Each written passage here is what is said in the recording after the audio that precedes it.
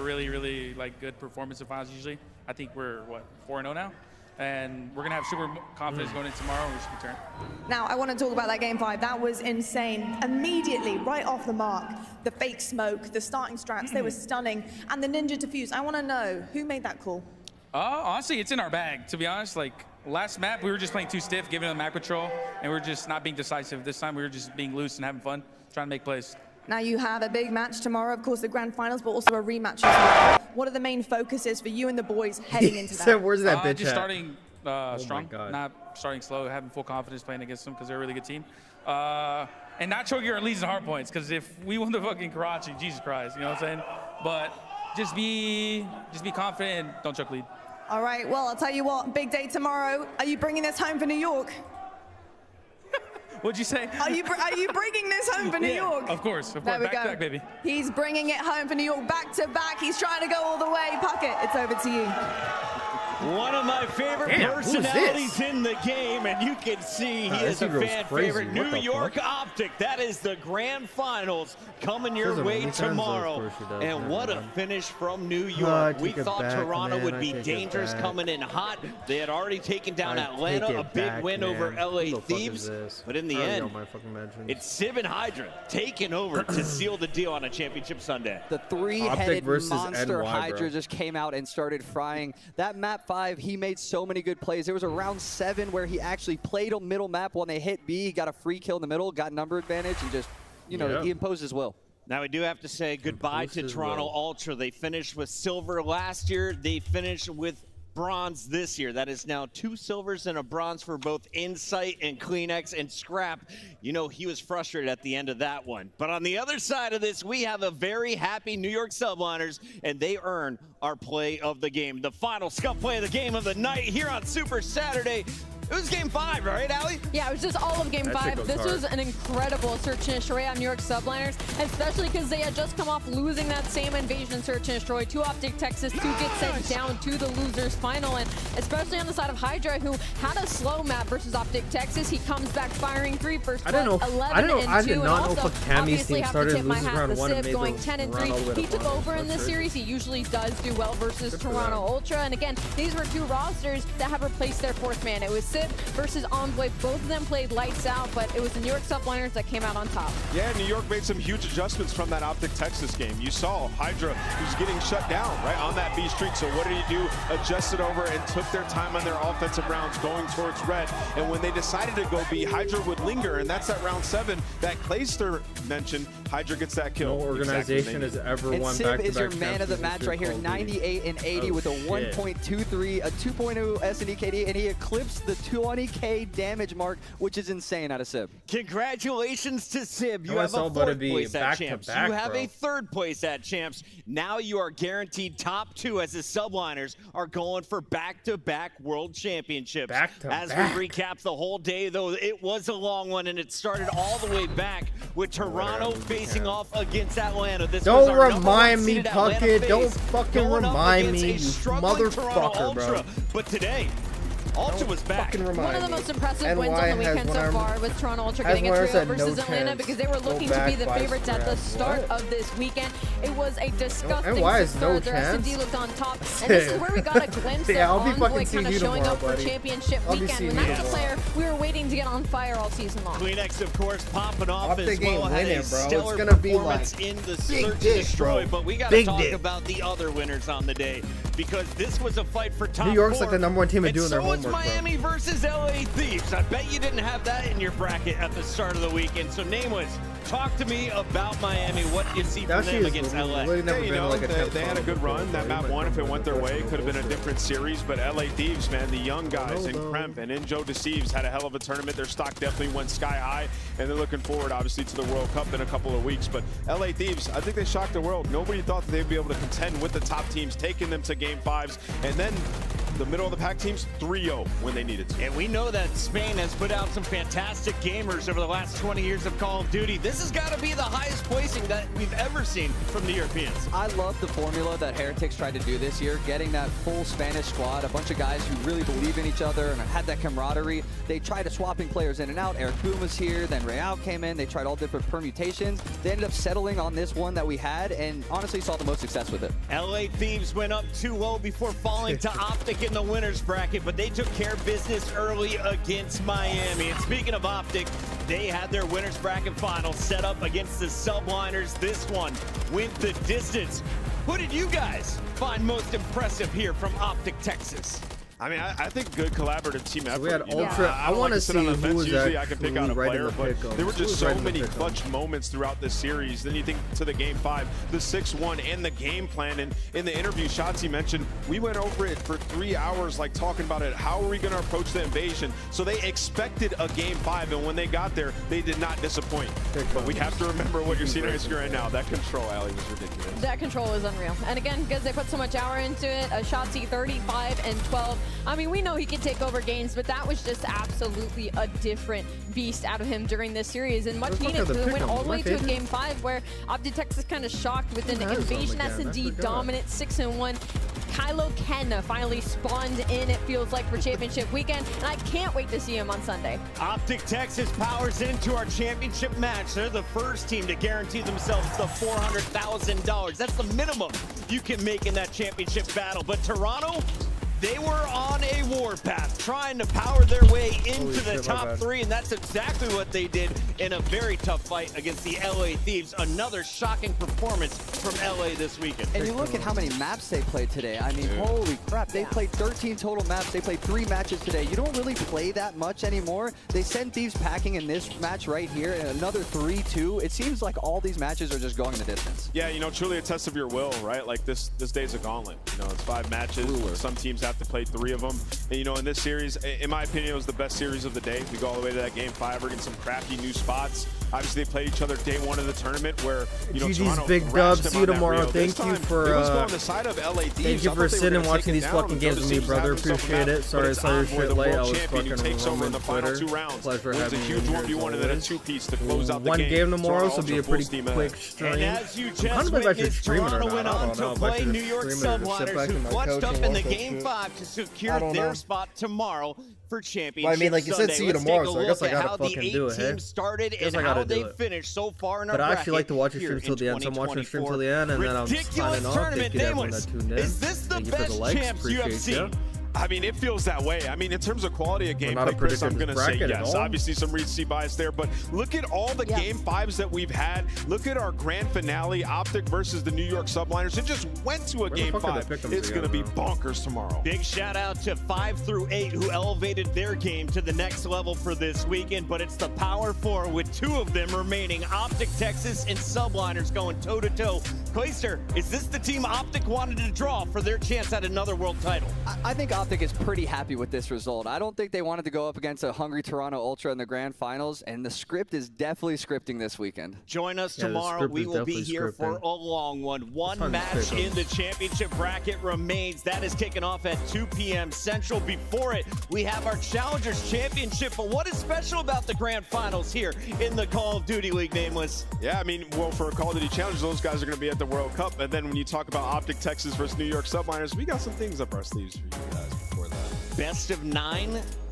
Can we go the distance? I want to. I think we should. I think so. Let us know in the chat. And a reminder, we have EWC, more Call of Duty Modern Warfare 3 coming your way. When? August 15th to the 18th. And how much money? How about $1.8 million? All of your favorite CDL teams, and of course, the top 4 Challenger squads all making their way to Saudi Arabia. A big shout out good. to everyone who I like tuned seeing in. We Challenger gotta get players some play final against thoughts pros. here. That And shit's Nameless, awesome. I want I to like that start shit. with you. We are done with 3 days of 5-match cruiler. What are you going to be thinking about tonight as you go to bed? Man, this stadium was rocking, and Optic Texas are in the finals. I can't imagine the decibel level in this arena tomorrow. Alley Cat? Is somebody going to measure it? I feel like We somebody need to. has Somebody to have needs to something bring like one that. in. Yeah, I'm tired. I know you guys are tired. It's been a long but amazing day. I can't believe we only have 1 more series left in this game. And Clayster, after watching all the games tonight, do you want to get back on the sticks? Oh, absolutely. I am ready to get on that stage off of this desk, but today has been amazing. The crowd has been phenomenal. The gameplay, Chris, you brought it up. It might be the best Call of Duty gameplay we have ever seen. Tomorrow is about to be a movie. And it continues tomorrow, 2 p.m. Central. That's 3 o'clock Eastern. I'm Chris Puckett. Thanks for watching. We'll see you for another Championship Sunday.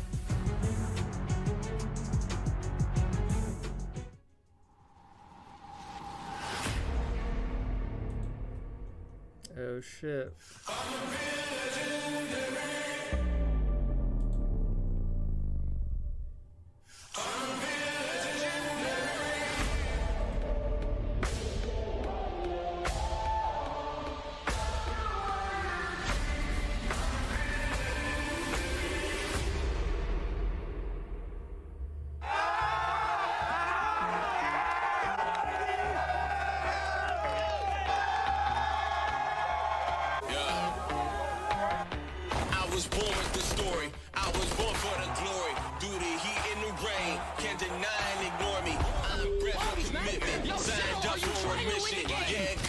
It's all in the description. My time has arrived. I can't hesitate. Nothing is in my way. Knocking down barricades. On a different type of time. Using never late. I can't find these pick'ems. I don't know. I don't even know what champs are in.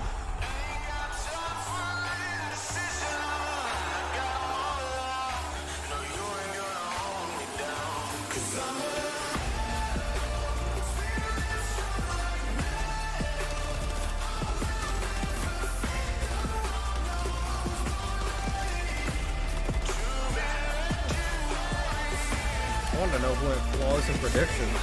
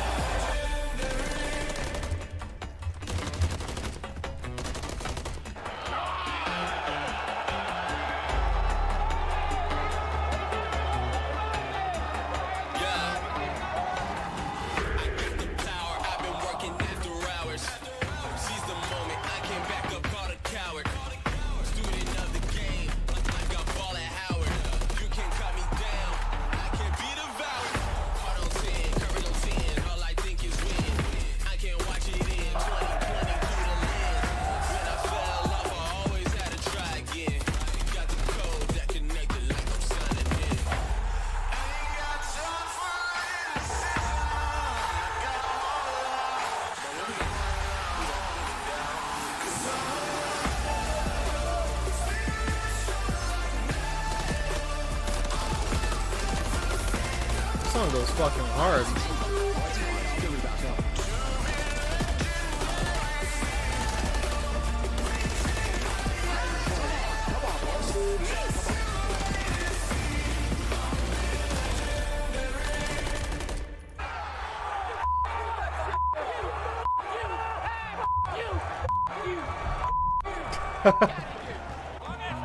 Damn!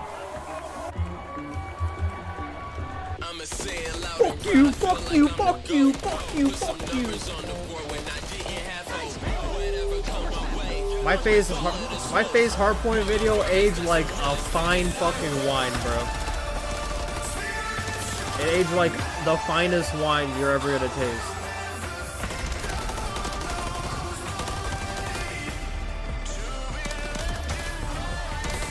Shit was so bad, bro.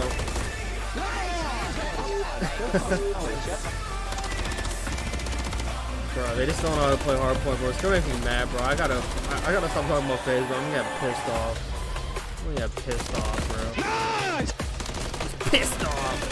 Just fucking pissed. What the fuck?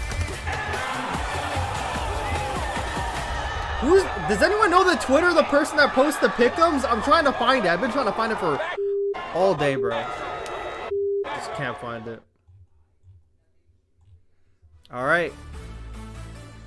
That's it, though. I'm out of fucking here, bro. 8-hour, 39-minute stream. Appreciate y'all for watching. 286 fucking people tuned in. What the fuck? Nice. Appreciate it. I enjoyed the likes, everything. Holy shit. I didn't think I was going to be able to fucking stay here for 8 hours. But you know what? I fucking was. I might be there for the Challengers game. No bullshit. Challengers game is at 12. Yeah, we'll see how I'm feeling. We'll see how I'm feeling. No, it isn't at 12. Yeah, it is at 12. 11:30. Wait, so if that's at 1, that's at fucking 10:30. Shit. That's fucking early, bro. I might be going to the gym. So, yeah, we'll see. Alright, guys. Thank you for tuning in. Love ya. Bada boom, bada bye. We'll see you next time. Enjoy your Saturday night.